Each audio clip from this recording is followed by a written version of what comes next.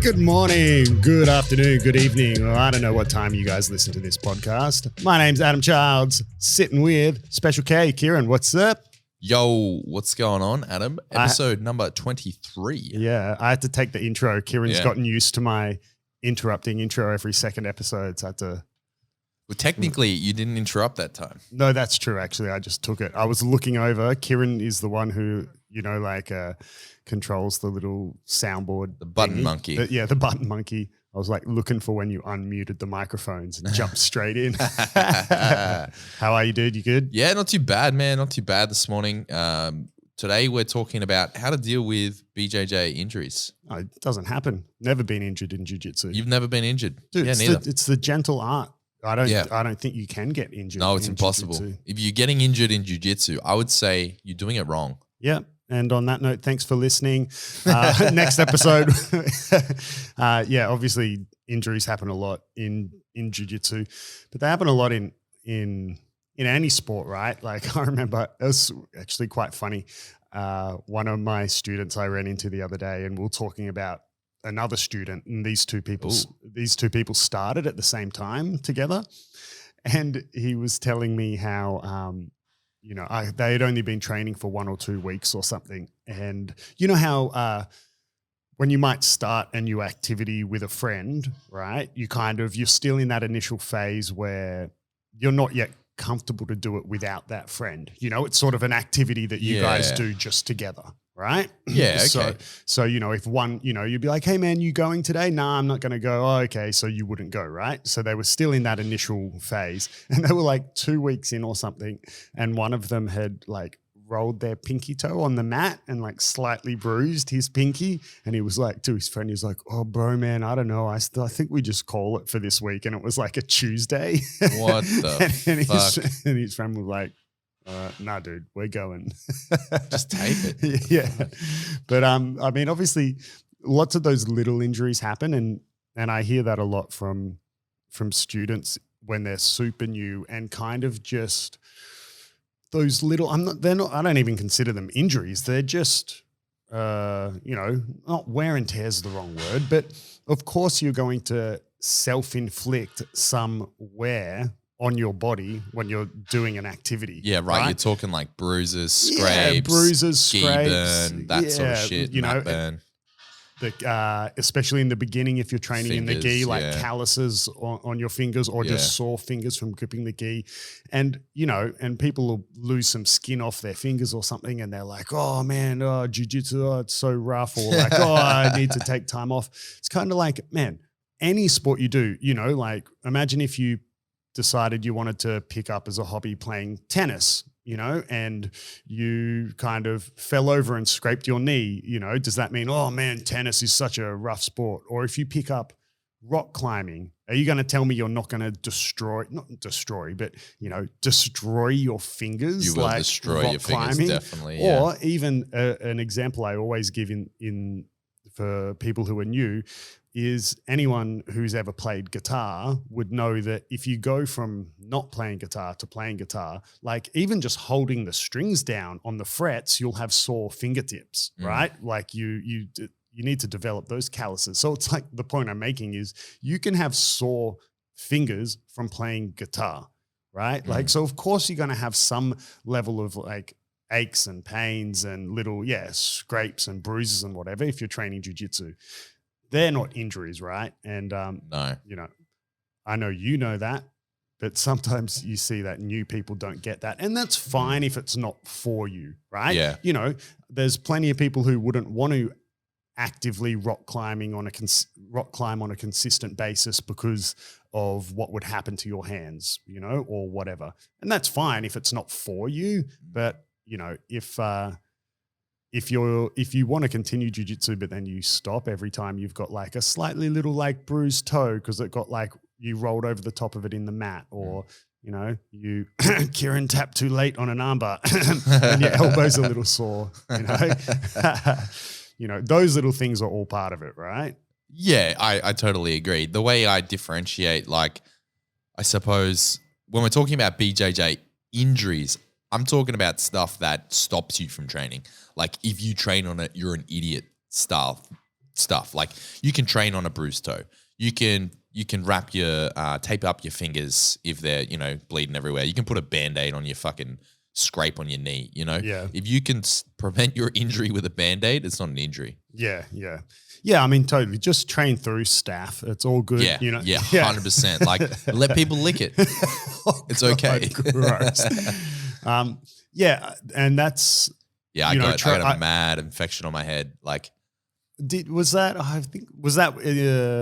like at the gym? Yeah. So I got it like look. It started off as I think I've just jumped a couple points here, but started off as a little like gi burn on the back of my head. It was a little cut. I'm like, fuck, it'll be fine. I didn't really. This was pretty early on. First couple months of training. Yeah. I did a video on it. And it just fucking like grew a life of its own and got like mad infested because I couldn't Band-Aid it or anything. Yeah. So I didn't realize what was happening until my girlfriend was like, what the fuck is on your head? Yeah. I had to take like 2 weeks of antibiotics. Yeah. I mean, I'll straight away say that, and anyone listening who most of our listeners at the moment do train with us, they know the gym is super clean. Yeah. But for those who don't know, staph is obviously something can be super serious and really bad, but it's a bacteria it's a bacteria that everyone has on their skin. So you can get a staph infection kind of anywhere. The reason it happens a lot in gyms is just because, the humidity and the sweat, and that it's combining with other people's sweat, and bacteria is getting stored during a class in the gi and in the rash guards and things like that. So it is something you can get even in a clean environment. But I don't understand those stories when you see someone potentially lose a limb from staph or something. I mean, obviously, when I say I can't believe, if it's someone who has access to healthcare, right? Yeah. Because, man, I've had staph maybe only twice, right, in my career, and it usually always starts, like you said, as a little cut or something, and then it gets a life of its own. Yeah. But it's seriously, if anyone has never had staph or they're not sure, I mean, if you Googled staph infection, you're going to see some pretty grotesque pictures. But if you ever kind of have a little cut and it gets to that point where you go, ooh, that's like not getting better and that's rather infected, it may be staph. And man, it's not even about catching it early. It's literally just whenever you see you have a cut or whatever it is, a scrape or something, and you go, oh, that's nasty, man, go to the doctor, get antibiotics, boom, staph gone. Yep. Like when you see those horror stories, I think like Junior Dos Santos was one who had to pull out of a fight in the UFC because he had some, I may be wrong, but anyway, it's happened for multiple UFC fighters who have had to pull out of fights due to staph infections. And you see photos and it's like this. Through it. Like you can't. No, because of it's contagious, right? It's like you could train through it. Like if you. But it would just get worse and you'll spread it. Yeah. But I mean, you could still train in like exercise. I mean, like if you had a staph infection and you've got it early and you're taking antibiotics, you can still go for a run or whatever. Yeah, for sure. Like I definitely wouldn't roll. But no, you can't roll because in any sort of impact to ignoring if you were to ignore the fact that you're contagious and you're spreading it to everyone, if the wound just keeps getting reopened, it's no good. Yeah. But shit's gonna spread. Anyway, staph, it's not that big of a deal. Like it's just take the antibiotics, right? I just don't get it when people have access to healthcare and they've just let it go on. But I think it's kind of is, maybe part of it is people being irresponsible and just training through it. Like especially if it's somewhere on their body that's not super visible. Like if you had it, let's say on your knee or something and you only train in the gi, like, people would never even know you had it, right? Yeah.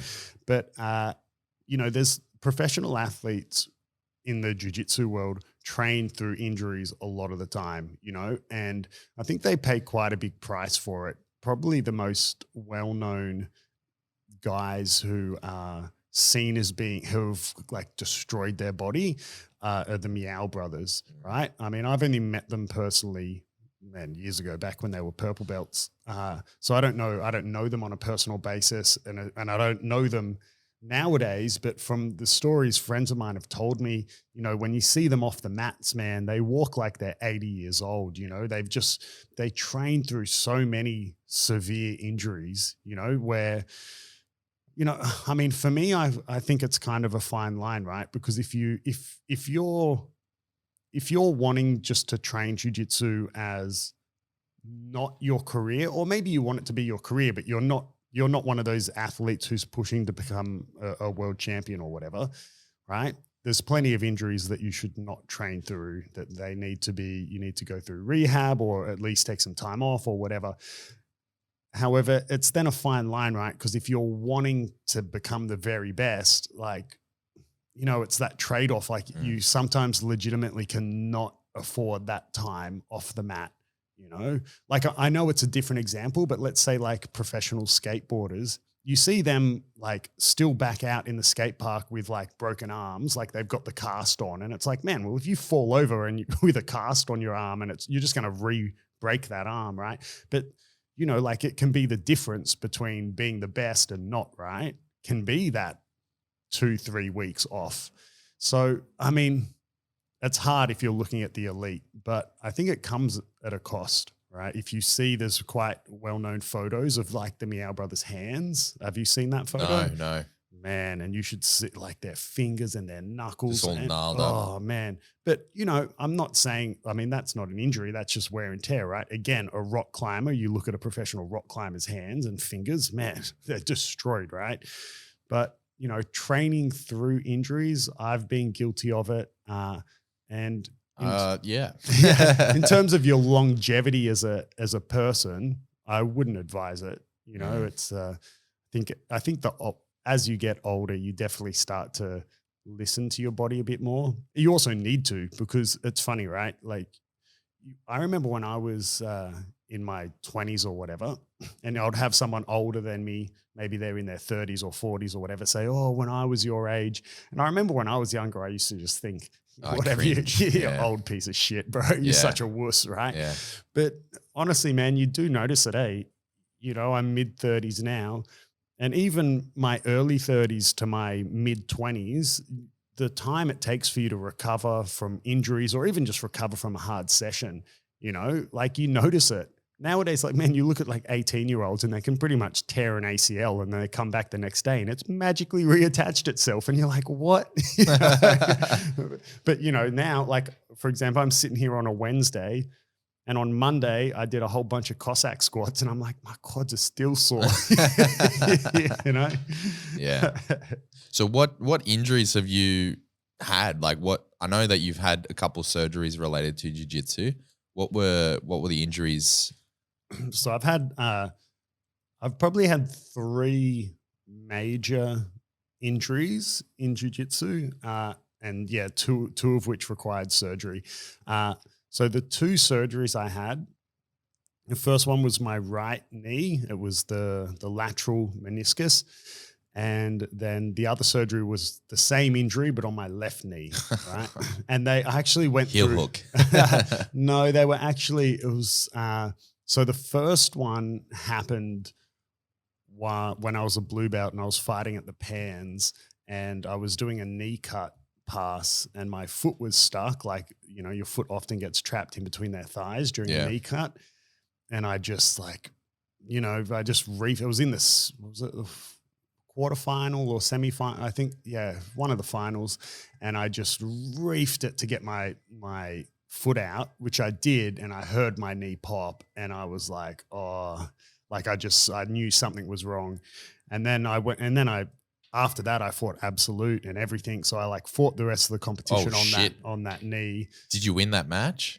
I can't remember if I won that match, but I ended up with bronze in weight and Absolute. So obviously I lost it at some stage. Yeah, worth it. Yeah. And yeah, it took a little while. I'm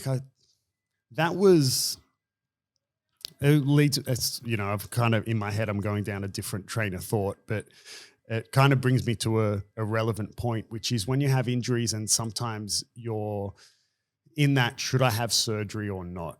Right. in my experience, this first knee, when I did it, everyone was like, nah, man, don't get surgery if you can avoid surgery. And I had a physio. I had like a sponsored physio who would treat me for free, like who treated a lot of the competition team in São Paulo. So I had access to a really good physio that I didn't have to pay for. So money was one of the few things for me in jiu-jitsu where money wasn't an issue, right? So I had good treatment and I had the tools to avoid surgery, right? And the injury I had is called, I know what it's called in Portuguese, but I think in English it's called a bucket handle tear. And it's where your meniscus like folds in half in between your knee. And when it folds in half, it's like your knee locks up, right? And then it'll kind of unfold and, it'll release, your knee will pop, right? And I spent probably like 9 months or a year trying to rehab the knee and avoid surgery for it just to one day, like the meniscus fold in half and fully lock in my knee, and it wouldn't unlock, like it wouldn't pop back out. And that locking happened in the middle of the night. Seriously, it happened at like 3 a.m. or something. I just woke up like in pain because it hurts a lot when the meniscus folds.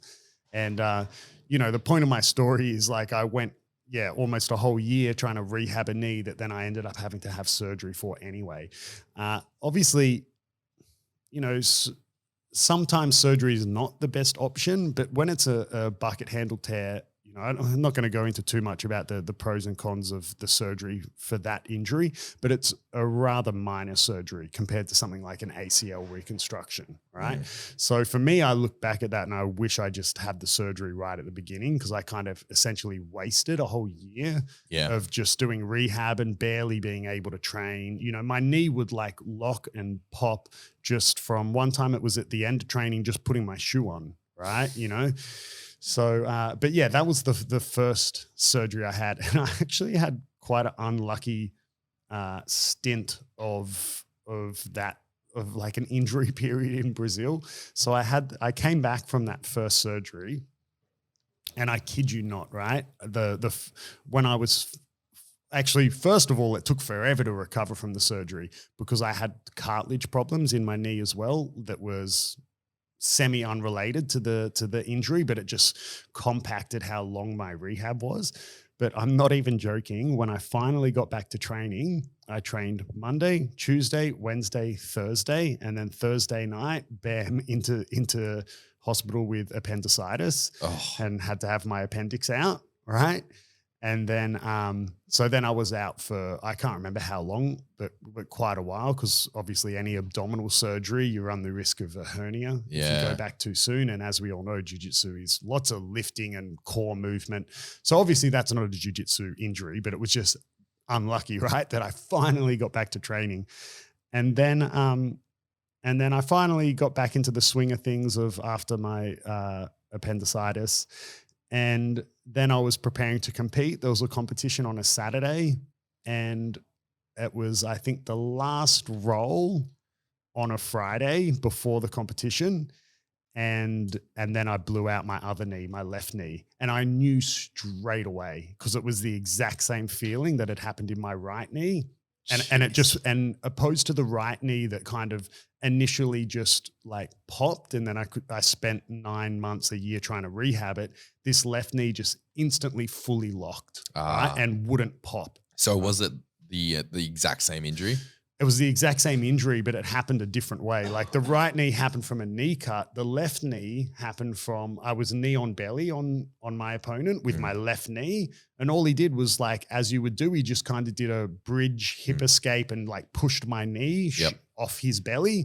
And it just instantly fully locked. That's what you get for knee on belly. I know, right? And I just knew straight away. I was like, I need surgery. And all my friends were like, oh man, no, it'll come down. I just was like, nah, I just knew straight away. And then, so I had that surgery too. They were the only 2 surgeries I had for jiu-jitsu, but then another massive injury I had was like I tore my whole right hamstring, which obviously your hammies are a massive muscle. Yeah. So that took a long time rehab. Even to today, I have slightly less flexibility in that right How'd you do that? Oh man, that's a whole nother story. So Was it jiu-jitsu related? yeah. So we had this guy, God, what did we call him?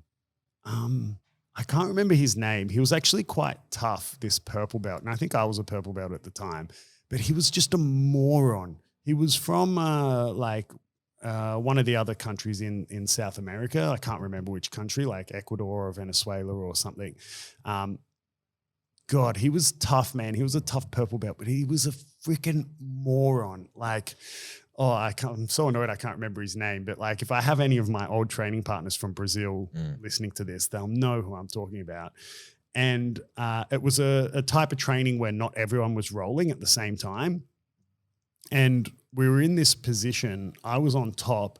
And probably in nowadays jiu-jitsu, like it wouldn't have happened because of the more knowledge that people have around leg locks and stuff. But we were essentially in a kind of 50-50 position, but he was also reaping or something, like kind of going to the saddle or something like that. And we were in the gi. And yeah, this was before the explosion of heel hooks. And, you know, obviously people still did heel hooks, but not what it is today. And as we were in the position, and this is competition training, so I didn't want to give an inch or anything.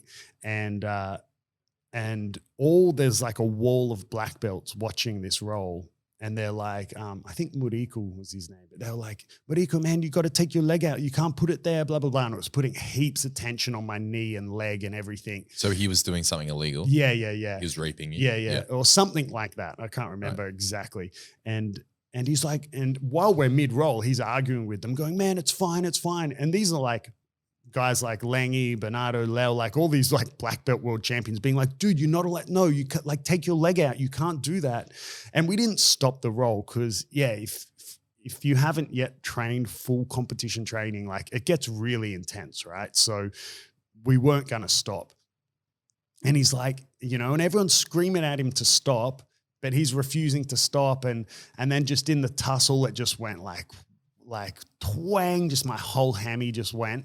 Like didn't detach, right? Like when I say my whole hammy went, it's not like my hammy detached from, you know, like up into the glute or into the knee or anything, but like just tore. The whole hammy just went whack. And then like as I got out of the position and then like I went to like push off it and go again, and I was like, oh no, I'm done. Yeah. And yeah, that took a long time to rehab. What a piece of shit. Yeah, man, this guy like, and yeah, it's funny, like, and I think he only got along with the black belts because they just, man, the shit that just doesn't fly nowadays. And even compared to back in the early days of jiu-jitsu is rather mild. But one day, like it was like the end of training, and the gym in Brazil had a massive, not an A-frame, but it had like how would I call it?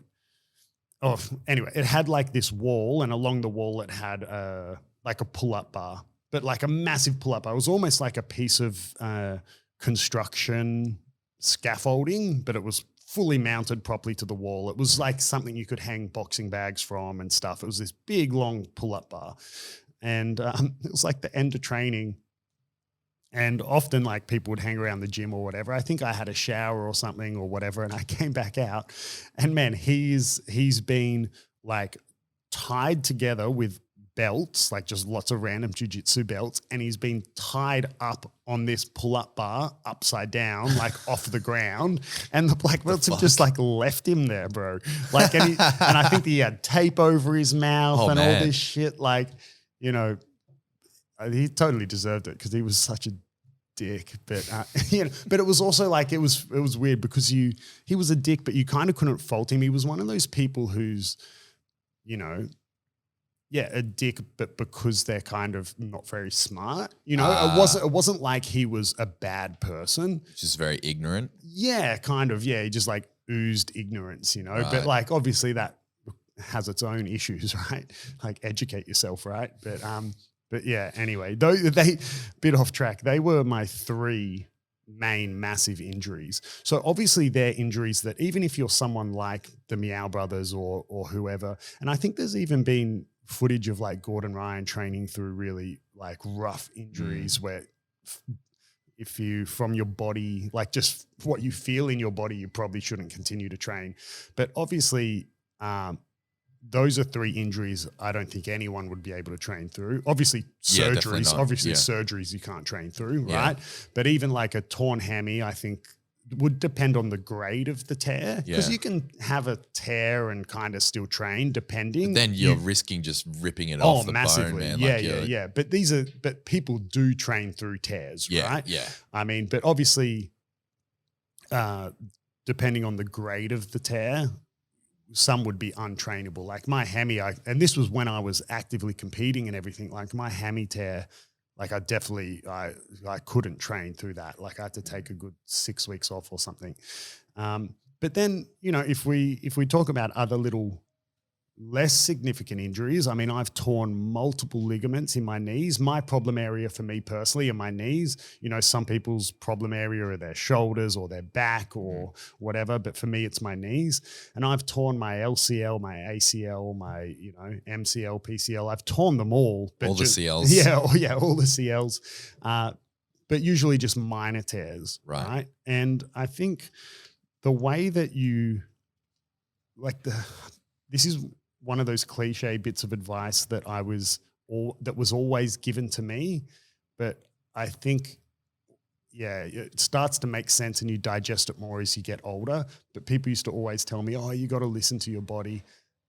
And I think, it's cliche because it's so true. But what does that even, like, I think the disconnect between people is, what does that even mean, listening to your body? For me, what that means is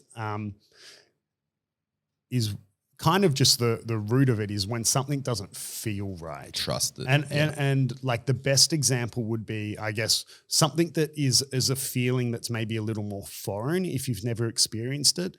But coming back from the appendectomy, right? I think that's the right word. But coming back from having my appendix removed, because it's, you know, I'd never in my life had abdominal surgery. Most people don't, right? It's not like or even sort of, you know, unless you're a woman who's been pregnant or had a C-section or something, like it's not like it's not common to have sort of injuries in your abdomen, right? And coming back from that and just then starting to roll or even just drill. And I think I remember when I first came back, I knew it was too early because I was like, oh, something doesn't feel right. You know, like I couldn't explain it, you know, and I wouldn't have even been able to explain it to a doctor. But I was like, just when I started having to use my abs and everything, I was like, oh, nah, like something doesn't feel right. And for me, that's what I think when I think about listening to my body.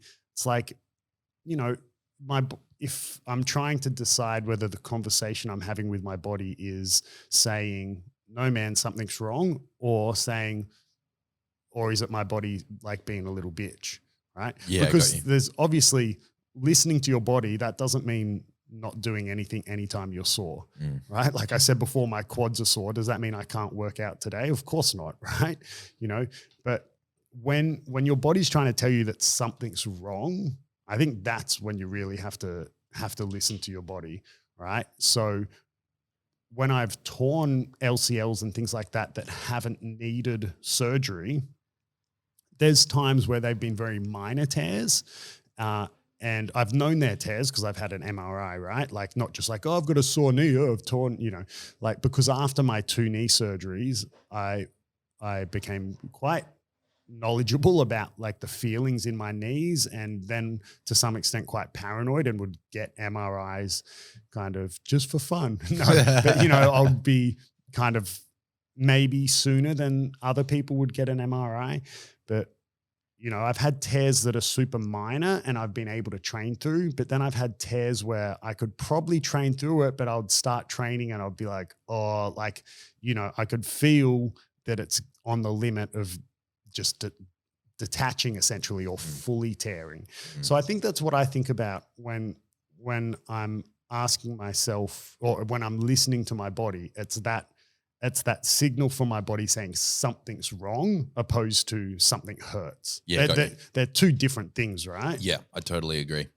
So But yeah, when it's those injuries, like, because there's so many, you can have so many different grades of injury, and you can have what would still be classified as an injury, but really it just be something that hurts, right? Like tapping too late on a submission or something, and then having an injured shoulder or elbow, but it's something you can 100% train through. Yeah, or like you jar your finger or something, you just tape that bitch up. Yeah, like, exactly. Yeah, fingers and toes massively, because even if you wanted to go to a doctor, unless you've literally, what are they going to do? Yeah, unless you've snapped it 90 degrees or something, they're not going to do anything. Yeah, right? 100%.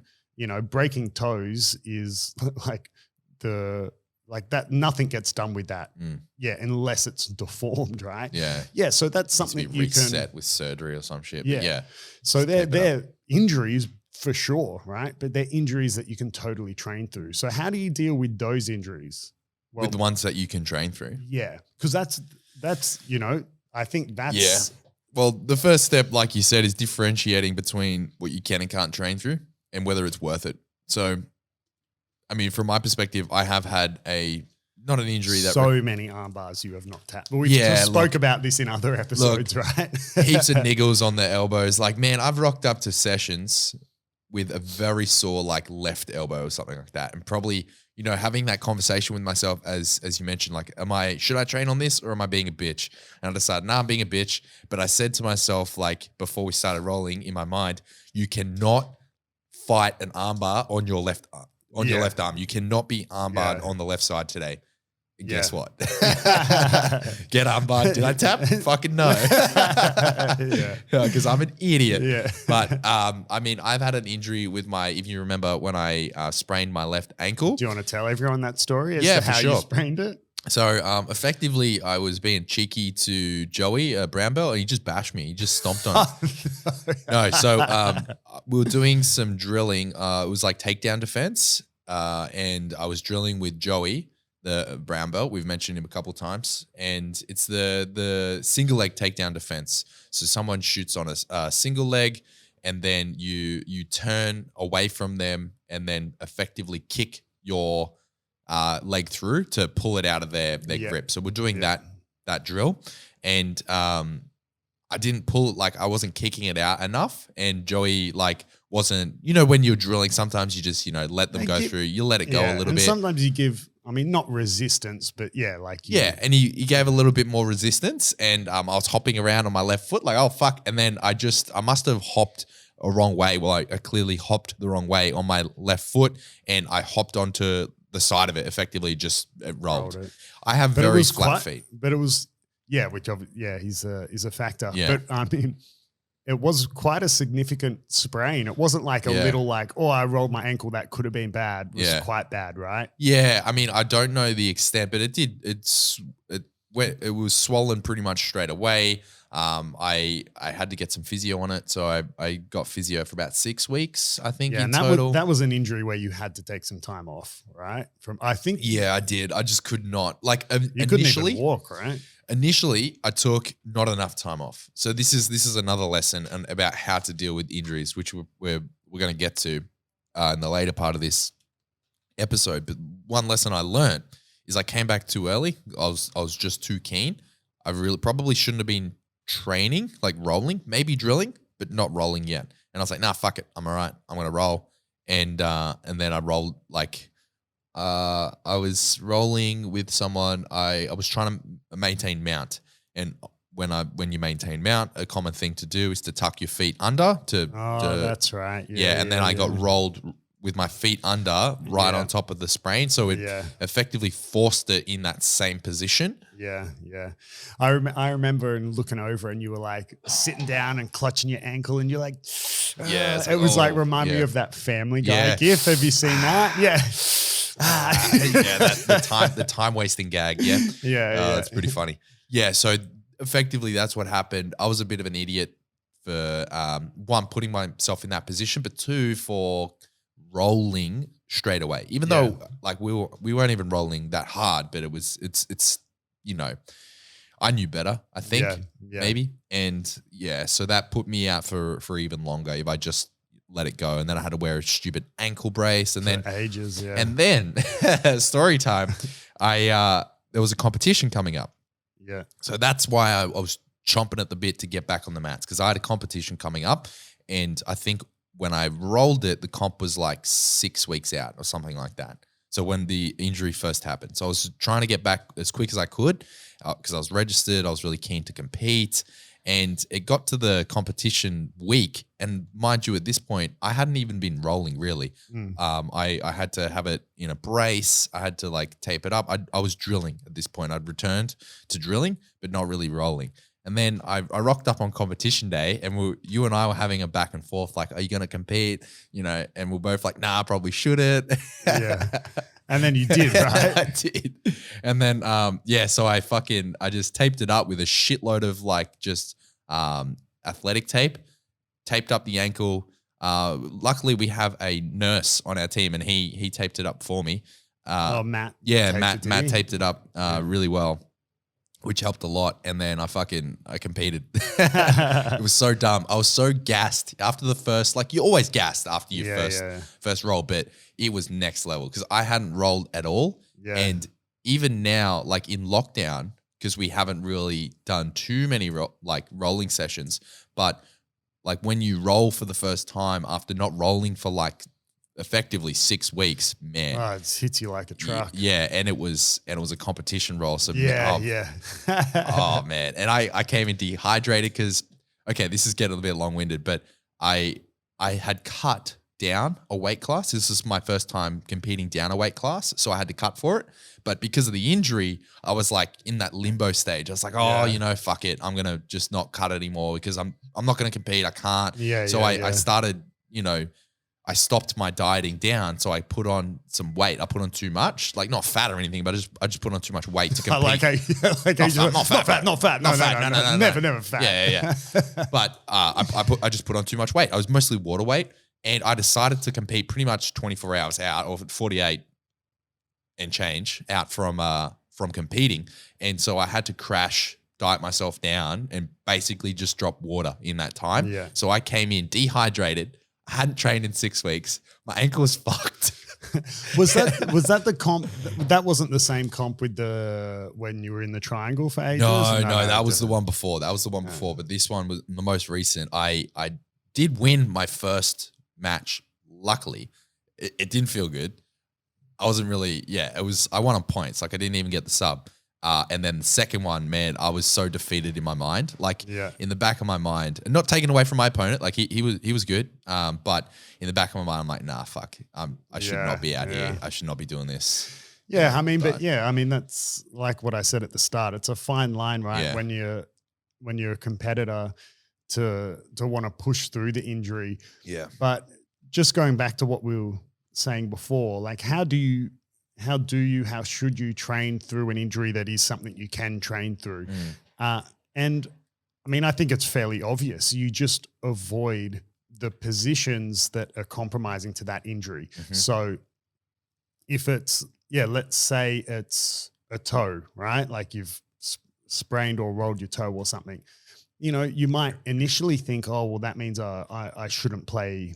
I'm not going to play guard or something because I don't want to use my legs. Well, no, it's actually the opposite, right? You don't really want to be passing because that's where you're more going to have your foot under flexion and have your toes on the mat and be driving off it. Yeah. So you might opt to actively play guard while that recovers. Makes sense. Right? Or, your neck or your back is sore or tight. I'm not talking about herniated discs or anything. That's a whole different, it's a serious injury that is something that can be trained through because it can be I don't want to say a lifelong injury, but it can be a very long term. Yeah, and it can be lifelong, but it's a different type of injury, right?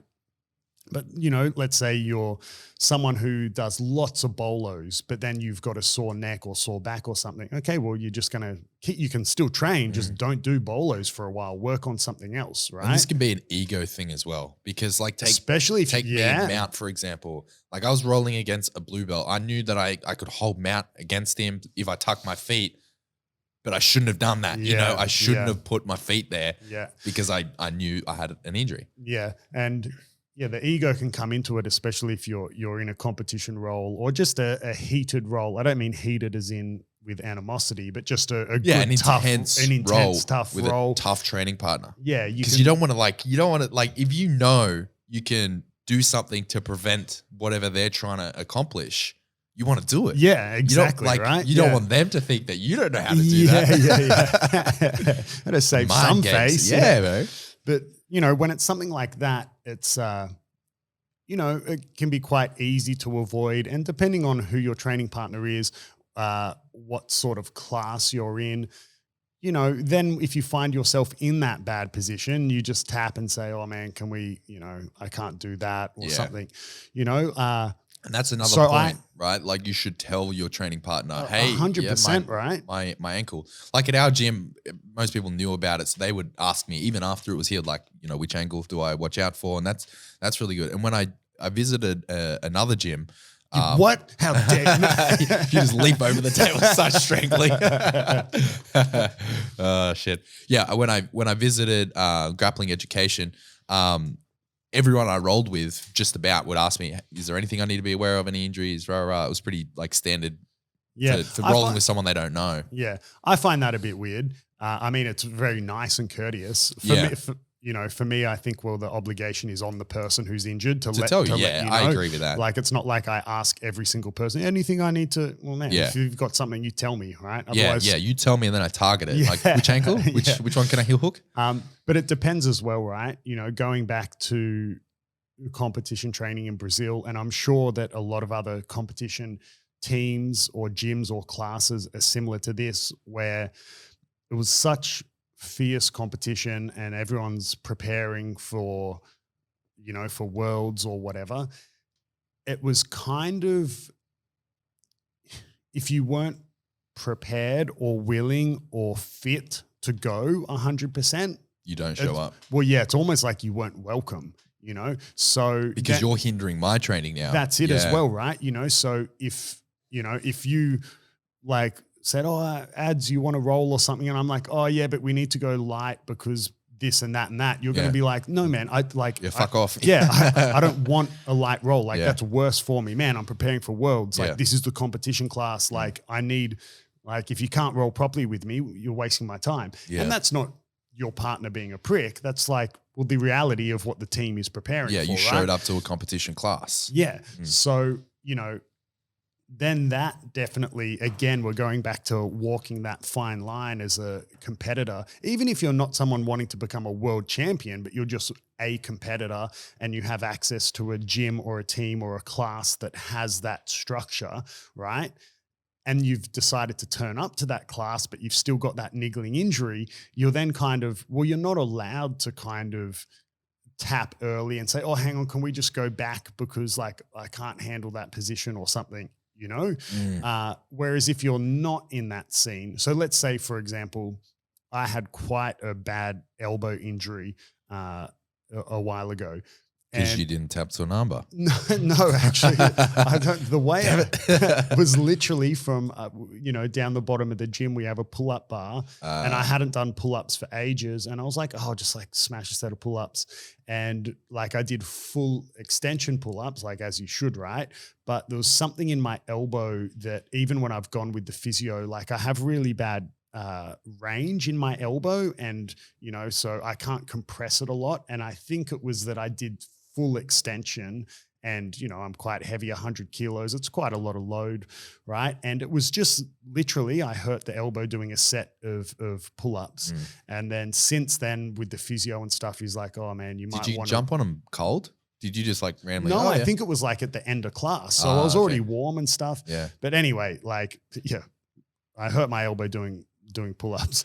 And so it was quite sore for a long time. And if I was training with Joey, right, and let's say he got me in an armbar on that side, on that bad elbow, but he hadn't extended the armbar yet. Let's just say we're in the armbar position. He's fighting a grip or something. Yeah. I would stop him and be like, oh, I don't want to take all the hard work away from him to get to that position, but I'll be like, oh man, can we just swap arms or something like that, right? So I would put myself in the armbar, but on my good side, and then would keep going.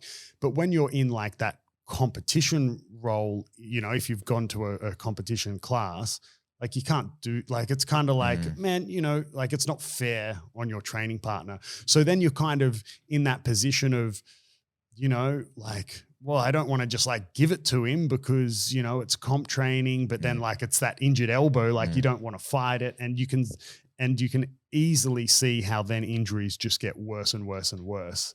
Right.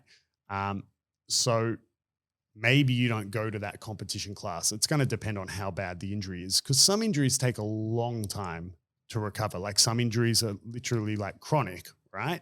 So, it's hard, but like I was saying before, usually it's easy enough. If it's an injury you can train through, like a sore toe, a tight elbow because you didn't tap enough, a sore neck, just avoid those positions. Don't bolo, don't do this, right? Yeah. The other advice I would give when it's something a bit more chronic, let's say, for example, when I came back from my knee surgeries, like your lateral meniscus is the outside of your knee, and that's under tension when you do any like external rotation, right? So sitting cross-legged, right? De La Riva? De La Riva. De La Riva to an extent, more things like butterfly guard or X guard, right? So, and because I had the cartilage issues as well, I probably had maybe 18 months, like a long time, where I couldn't really handle any load on my hooks when my legs were externally rotated. So for example, I could do, if you think about in a gym, your standard leg extension, like I could do that, right? That quad exercise. I could handle load on my ankles as long as there was no external rotation. But then something like butterfly guard, if I tried to elevate someone from butterfly guard, because your knees are then out, there's external rotation, more load goes to the outside of your knee, the lateral of your knee, and I couldn't handle that at all, right? Like I felt like my knee was going to explode and it would even hurt. So then how did I train? Did I just stop training? No, I just spent like that 18 months, like I didn't do those positions at all. Like I didn't do any butterfly guard or any X guard. And, it forced me to, I didn't really even do De La Riva either, just because, like that, the De La Riva hook is external rotation. And that was pretty much all I did back then, mainly De La Riva. So I was just forced to work on like a half guard, or more importantly, I spent most of the time just being on top, right? So sometimes when you're recovering from a bit more of a chronic injury, you have to like completely remove certain positions from your game. And if I found myself in a position where like, butterfly guard or X guard would stop me getting past here, didn't happen. I would just let myself get past, like I just couldn't go to those positions like at all whatsoever. Right. But, you got to look at the bright side. It developed my passing game and my half guard game and other positions that I perhaps may not have worked on, if I wasn't forced to work on them because I couldn't go to my A game positions. Yeah, that makes sense. So what about if you're dealing with an injury, like, take my ankle injury, for example, where I know that I can't really, it's at one point there I couldn't even drill on it. What would you recommend someone do in that position? Yeah, so that's like an injury that you can't even train, right? Yeah. Look, this would be a case of like, do what I say, not what I do sort of thing. When I was ever chronically injured, I like pretty much didn't step foot in the gym. For me, it was just, I found it super like depressing and like it would just frustrate me to watch other people train. And particularly when you're in Brazil, because you're there to train. Yeah, that was why you went to Brazil. Yeah. Yeah. Especially like I had essentially 3 surgeries in a row. Yeah. Like it was a lot of time, like not training and in hospital. A lot of World of Warcraft. Yeah. A lot of World of Warcraft. Yeah.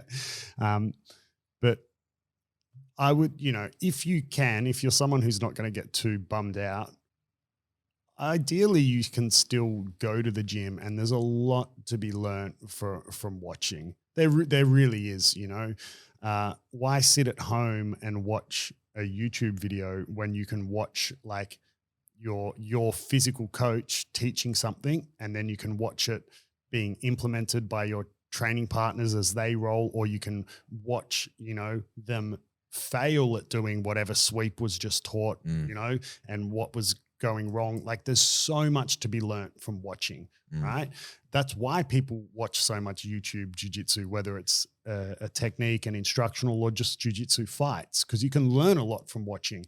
Well, man, like you can go and watch it in person, live at your gym, and it's, you know, you've got a platform that, unless your coach is a prick, you're still going to be allowed to ask questions. You know, it's going to depend, where are you at your injury? Is it the sort of point where you're not even putting your gi on because you're on crutches, right?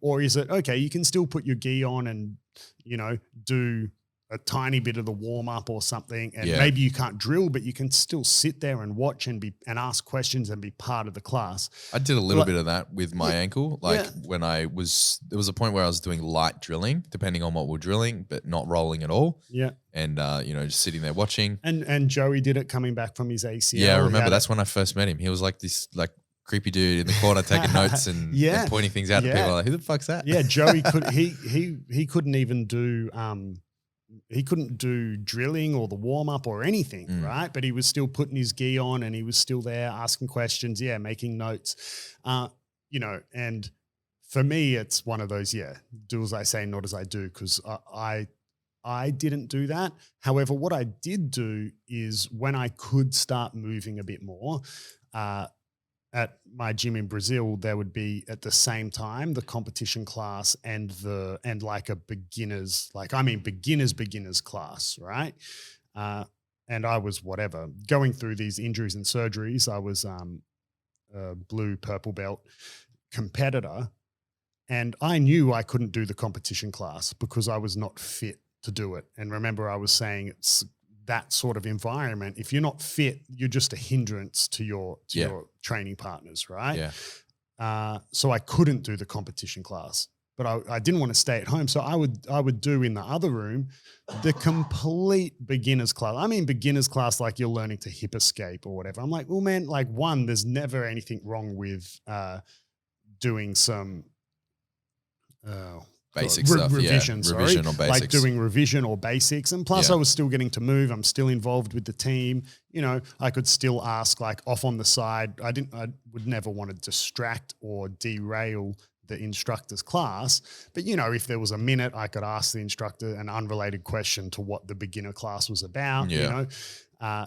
So that's what I would do. I found it hard to watch my training partners, like the competition team, train. Like, I found it super depressing to watch them get better while I was just sitting there. Yeah, tell me about it. But if you can stomach it, when you're in a position where you physically can't train, man, like, you can still learn so much from watching. You know, it's like, it's like YouTube, but live. You're there. You can ask questions, you know, or you might find that one training partner who you go toe to toe with all the time. You might now you actually get to watch them roll. Like, when you think about it, when you're just attending class, when you're fit and healthy, you don't often get the chance to watch your training partners roll, right? Like, usually when they're rolling, you're rolling either with them or with someone else. You know, sometimes depending on the structure, the classes will be split. Some people are resting, some are rolling. Yeah, but, or you're like the odd one out or whatever. Yeah, but more often than not, you're training at the same time as everyone else. So you don't often get to just watch, right? So you can learn a lot from watching your own training partners. Like, when think about this, how often you've asked your coach a question specific to one particular training partner. Like, oh man, how do I deal with, a Yali, for example. Yali's got a really Z-guard. Strong Z-guard, right? And, you know, think about not just you, but the amount of students who I've had ask me questions or just in conversation complain about Yali Z-guard. Complain as in because it's really difficult to pass, right? And then stop and ask yourself, well, have you ever watched someone else roll Yali and seen how they deal with it? And, like, I reckon the majority of students would say no, right? I'm not saying get injured in order to be able to, you know, or I'm not saying watch that person when you should be training. Start filming your training partners. I'm just making the point that there's still a lot to be learned when you can't physically train. Yeah. So if you can stomach it, do that. That's my advice, and going back to Joey with his ACL, he made the great point of he spent so long, ingraining this routine that on days, A, B, and C, he goes to the gym for jiu-jitsu. Like it's part of his routine.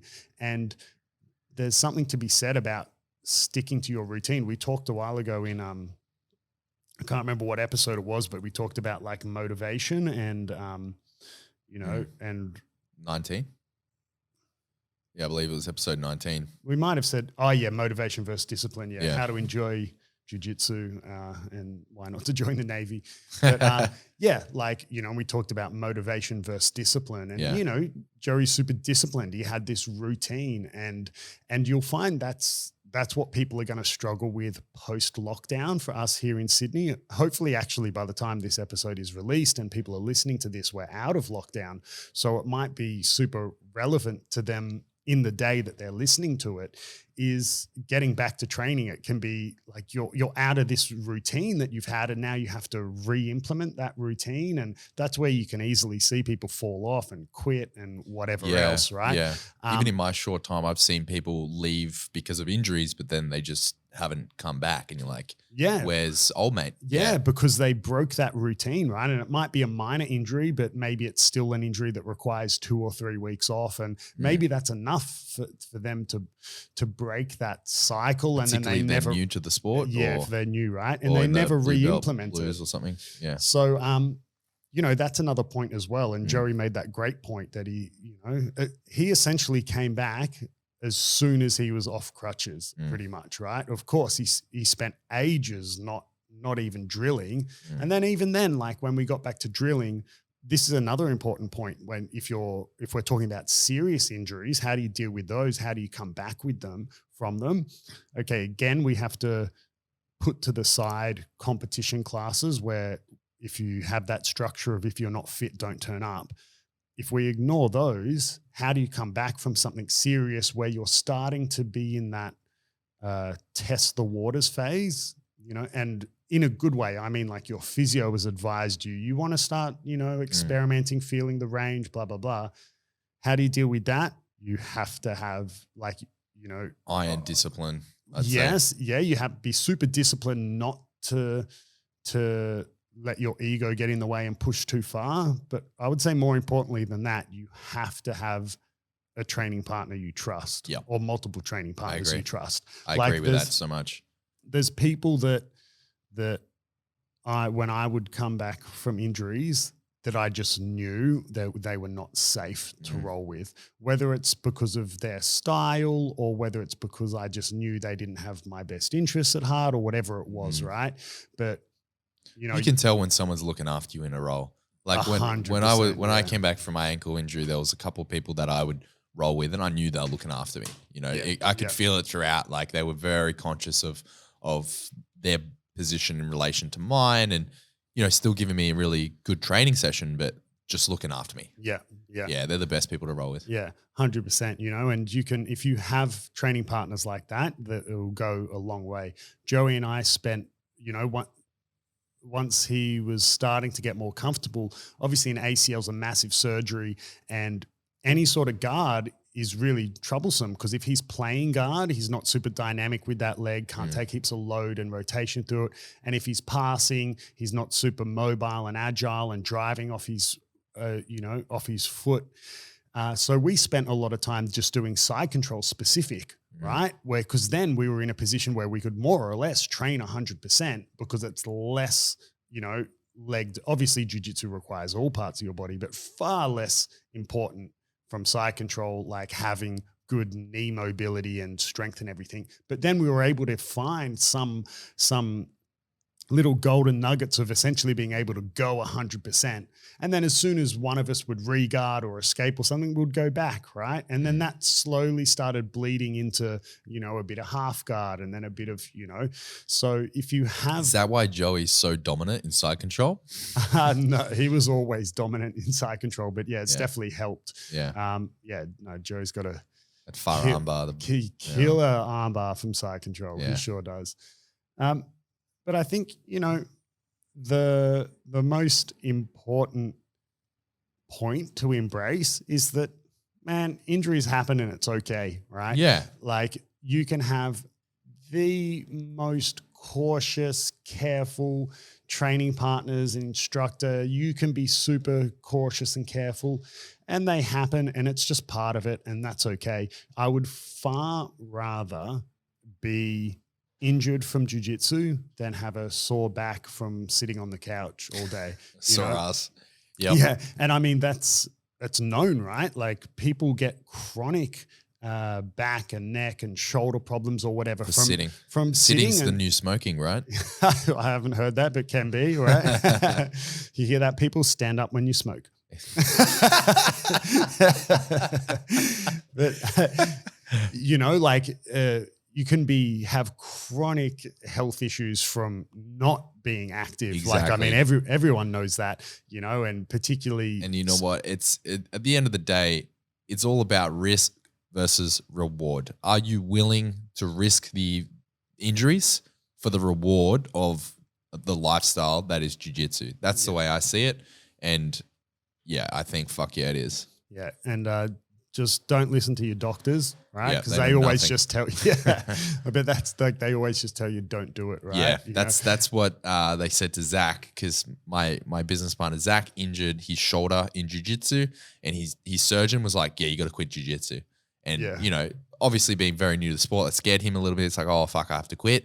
But, you know, they're always going to say that. Always, bro. Like you need to, again, actually another really good point. If jiu-jitsu is something you do and you intend to do for a long time, you need to find a good either doctor or physio or someone that understands 100% what you're doing. Because otherwise, like, man, like if you just go to a generic GP. Yeah, and you say, my arm hurts when I do this. Yeah, well, don't do that. Yeah. It's standard. And I mean, like the sitting at a desk one, right? What do they tell you? Get a standing desk, right? But then I guarantee you, if you went into the doctor and said like, oh, my back's sore, blah, blah, blah, like I have a standing desk, they'll tell you, oh, well, you know, maybe you should sit down, get a sitting desk, right? Like they just tell you to do whatever. The opposite, Right? So 100%. Yeah. And I don't think that's specific to jiu-jitsu, right? But I guess because it's seen, especially for people less educated about the subject, it's seen as a bit more intense or whatever than something like if you said to the doctor, oh, it hurts when I do this playing tennis, they'll probably be more willing, I reckon, to find a solution for you. 100% agree. You know? And it's because I think, like you just touched on briefly, there's not a lot of education around jiu-jitsu. It's still a very young sport. And I think as the sport grows and it becomes more mainstream, then there will be more understanding along with that. But it's also like all driven by money, right? Like if you're a football player, like playing for Real Madrid, making millions of dollars, like you're talking soccer. You're a soccer player. Yeah, you know the game where there's a ball that you kick with your foot? Soccer, yes. Football. You know, it's actually legally football in Australia. They changed the name a while ago. Yeah. But yeah, everyone still calls it soccer anyway. Yeah.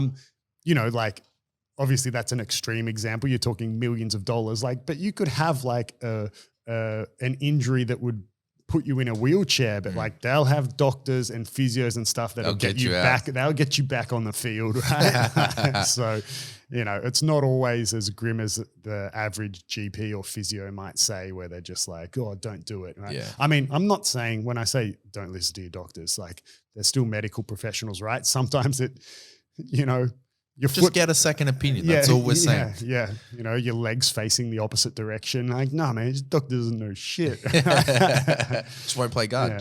But, you know, man, like I think to summarize, it's little injuries that happen. That's fine, right? Some little injuries are just stop being a bitch, right? You listen to your body, which means is your body being a wuss? Because your body will tell you when something hurts all the time, right? Like it's designed to do that, right? Like I could touch something that is slightly hot right now and my body would tell me that hurts. Like, does that all of a sudden mean I'm injured? No, right? But your body's, is it being a little bitch or is it telling you something's wrong, right? And you need to listen to that. But otherwise, you know, other injuries you can train through, avoid those positions. If it's a chronic injury, you might have to look at completely changing your game, which can be a blessing in disguise, right? You then may be forced for the next 6 months to work on completely different positions, right? And if it's something chronic or you're coming back from a surgery, you need to have training partners that you trust who will look after you, you know, Yeah, if, 100%. or, you know, you're not coming back from an injury, but you have that minor LCL tear or something that you can train through, but you know, you want to make sure it's with trusted people so you don't make it worse. For sure. Awesome. Well, thanks for listening to this episode of the Beyond Jiu-Jitsu podcast. If you enjoyed it and you want to support the show, feel free to follow us on your streaming platform of choice. Leave us a review. All of that good gear definitely helps. And if you want to go that one step further, you can become a Patreon. We have a Patreon page set up. So to find that, either go onto our Instagram and there's a link to it in our bio, or you can jump over to patreon.com and search for Beyond Jiu-Jitsu, and we will be the first ones to pop up. Whoop, whoop. Thanks for listening, and until next time. Thank you.